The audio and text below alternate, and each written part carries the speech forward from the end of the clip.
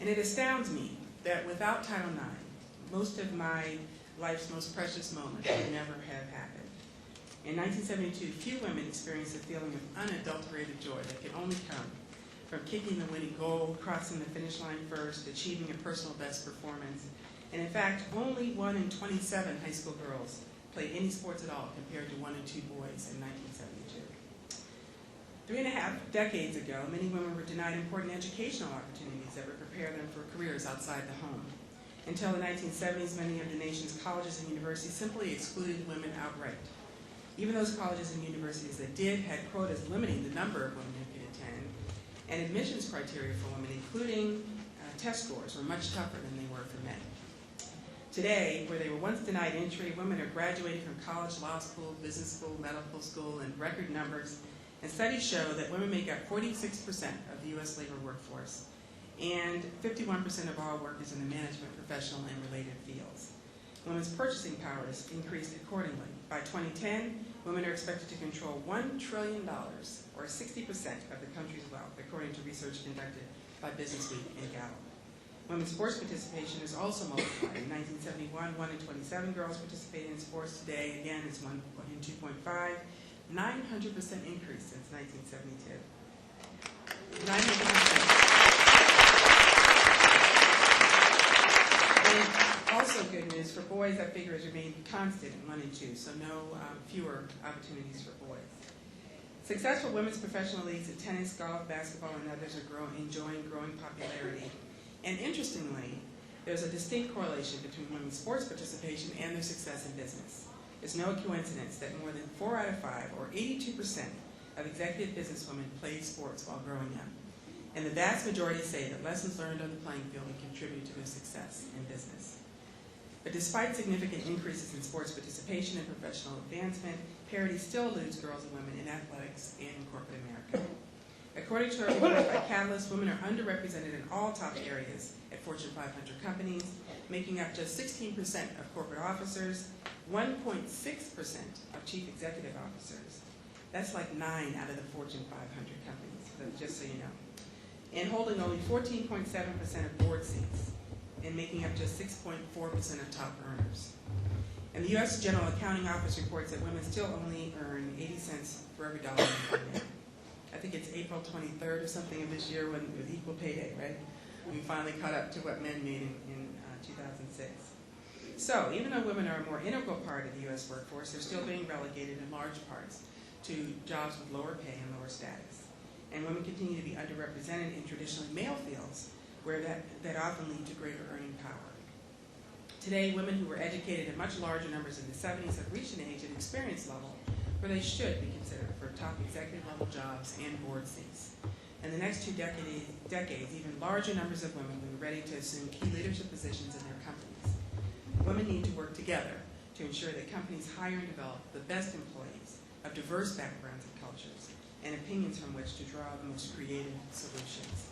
In fact, another Catalyst study shows that companies with a higher representation of women in top management financially outperform companies with proportionally fewer women at the top. So there is a direct correlation between how much money companies make and how many women they have running things, which is a good thing. So we just need to spread the word. Even in the sports world, where we've seen many gains, women's participation still lags far behind men's participation levels. Boys still receive 1.7 million more sports opportunities in high school than girls do, and 30% more college sports opportunities than women do. Girls comprise 49% of the high school population, but only receive 42% of all athletic opportunities. In college, the gap is even greater. Women comprise 57% of the college student population, but only 43% of the college athletic opportunities. A Women's Sports Foundation research report, Who's Playing College Sports, released last month, cited that women's athletic participation levels substantially increased in the 80s and 90s, but that growth has slowed considerably in the early 2000s. And while a few men's sports have suffered substantial declines, men's overall athletic participation levels have actually increased over time. So besides fighting for access to athletic participation opportunities, female athletes continue to face barriers in sports, such as the treatment and benefits they receive when they do compete. For example, right here in Michigan, the U.S. Supreme Court denied the review of a Circuit decision that found the Michigan High School Athletic Association guilty of discrimination against female athletes by scheduling regular and postseason championship competition in 6 girls sports, but absolutely no boys sports in non-traditional seasons. So when basketball was supposed to be played in the winter, they were playing it in the fall or the spring. After 9 long years of fighting, the court just this spring finally ordered the Michigan High School Athletic Association to stop the scheduling of girls sports in the non-traditional seasons. And so this year, beginning in September, finally, the seasons will switch for neither 56,000 girls and 16,000 boys, along with thousands of officials and coaches in hundreds of school districts. The seasons that will be affected include girls basketball and volleyball and boys and girls tennis and golf. As a result of the Michigan case, the advocates who've been working with the Women's Sports Foundation and others succeeded in getting the Hawaii High School Athletic Association to also move girls basketball from the spring to the winter and move girls softball from winter to spring. So, it's getting out there, but those kinds of victories are hard fought. So while it's important to recognize the progress that Title IX has made for women and girls, it's also important to celebrate Title IX's 35th birthday by taking action to continue our progress. And here's how you can help. Become educated. Protect your rights and the rights of women and girls in your life by becoming an expert on Title IX. Grade your school. Make sure your school is treating its female athletes and male athletes equitably. Use the Women's Sports Foundation's online assessment tool at GinaTakesAim.com. Stand up for equity. The Women's Sports Foundation also has a practical guide to assessing and getting gender equity so that you can use that in challenging some of the Title IX violations in your communities. Write to your congressional representative, again, at GinaTakesAim.com.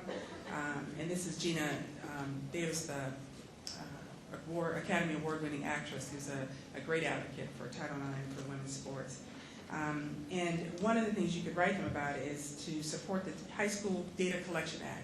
For years, we've been collecting data on colleges as to the numbers of female athletes and male athletes in proportion to the numbers of students that they have, as well as the budgets and expenditures made for each sports team. There's no such policy or process in place for high schools. So we want them to Congress to pass the High School Data Collection Act, and by writing your congresspeople, we can make that happen. Spread the word. Share the knowledge that you have and Women's Sports Foundation resources by going online to their website, and share it with friends and colleagues and family members and encourage them to become advocates. And last but not least, support the advancement of women in the workplace as well by focusing on 3 key areas. Pay equity, where women are paid equal to men at every level.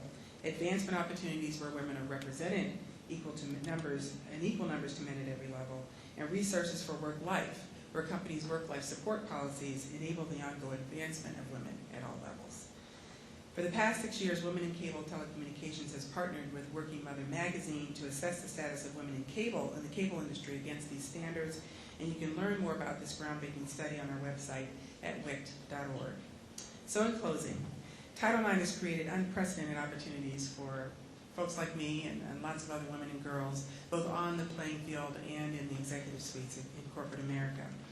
But now is the time to call upon talented women with the skills and experience that's been gained through 3.5 decades and put them into leadership positions at all levels in America's companies. And now is the time to take action to correct inequities which inhibit girls and women's full participation in sports activities.